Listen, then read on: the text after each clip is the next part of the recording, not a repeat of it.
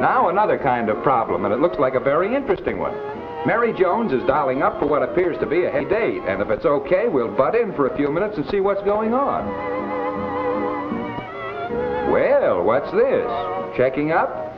Working from diagrams? Following instructions? Absolutely. Scientific art of beauty. The latest from Loveliness Laboratories. Research to the rescue, helping Mary emphasize all the nice things in her very nice face, showing her how to minimize certain features, how to accent others. Lady, science has done all right by you. You sure look swell. Uh-oh, now she's gone and ruined everything.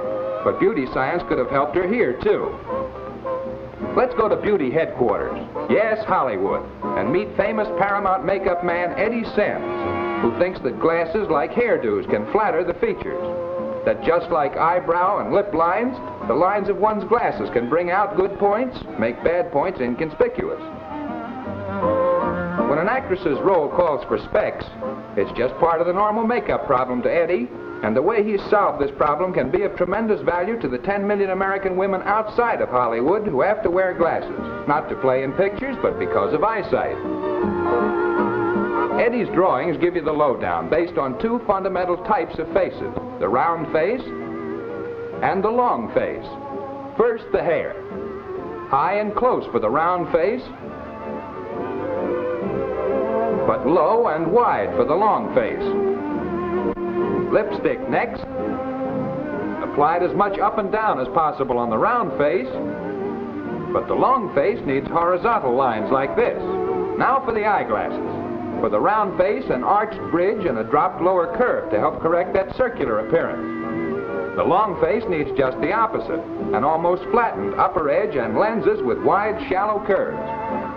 Now, if you don't believe that these added lines are effective, watch closely while we switch hairdos, lip shape, and eyeglasses from one face to another. As you see them now, they're okay, but wait. There, the shape of the face is the same, but how differently it looks with wrong makeup and glasses. Let's put everything back.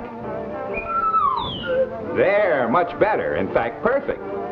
Now let's visit a factory where they make optical glass and see just how modern manufacturing technique makes possible lenses that not only aid eyesight, but appearance. Here's the beginning of a long, intricate procedure, carefully mixing the various ingredients from which fine, modern optical glass is produced. Ingredients like silica, barium, lead, lime are rotated in drums like these until the proper proportions are thoroughly blended.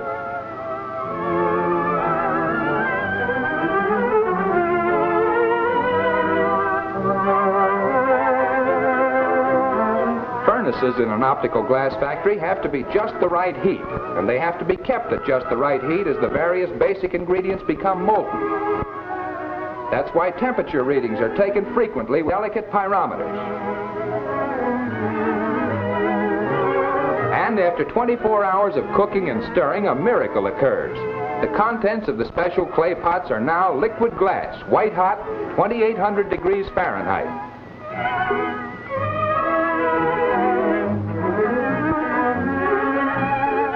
And now comes one of the most fascinating operations in the making of optical glass, pouring. Right before your eyes, as the roller passes over it, liquid becomes solid. A hot molten mass on one side becomes a hot solid sheet on the other. A sheet of exactly the right thickness for additional processing. See it change color, going from white hot to red hot, and that's the signal for it to be pushed into the annealing ovens, where it will be cooled gradually to room temperature at which it can be safely handled.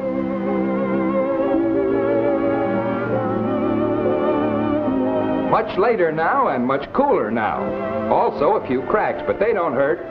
Yes, the sheet of glass is ready for cutting into squares, but not every square is used. As the cutter cuts, he's also looking for defects. He assorts and discards, as does everyone who works with the glass from now on. Actually, only about 25% of the original pouring finds its way into finished spectacles. Now, reheated and softened, the squares are shaped into approximate lens forms. First, roughly in an oven, then more exactly shaped in a molding press. They're not squares any longer, and they're not called squares now, they're called blanks.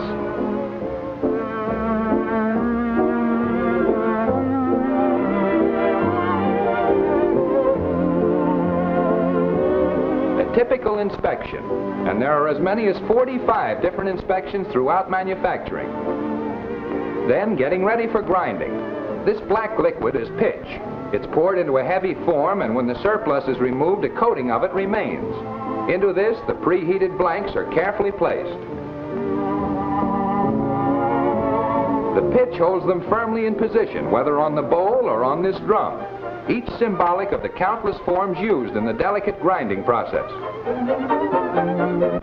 Hundreds of ingenious machines grinding millions of highly complicated basic lens prescriptions. A series of operations requiring the utmost accuracy and precision.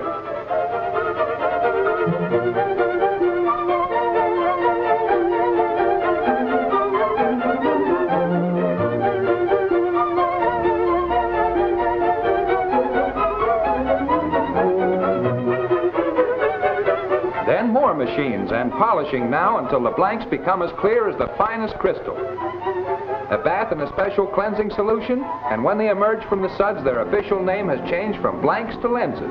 Yes, they're almost ready for frames. But not quite. Centers of vision have to be carefully marked on each lens, and the proper axis must be determined.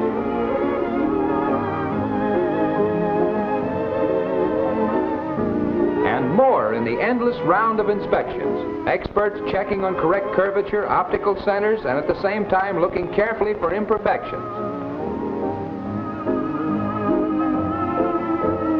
Then the manufacturing process is over.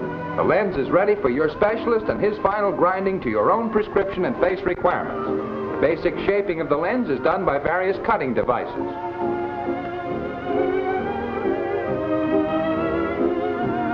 The edging is done on an abrasive wheel. Yes, the fundamental round lens can be fashioned into any one of 300 shapes to help the appearance as well as eyesight, which brings us back to Mary Jones. Still don't like your old specs, Mary? Neither do we. Take them off. They're not right for your face. But these are a set of 3, for just as a woman varies her wardrobe for different occasions, so can she find exciting variations in her glasses. These for formal wear.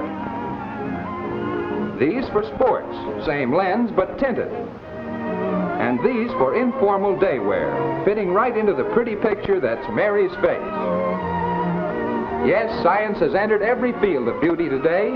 No matter what the problem or what type of face we have, advice is available to us. So that in a highly competitive world where appearance counts for so much, each of us can always look his best.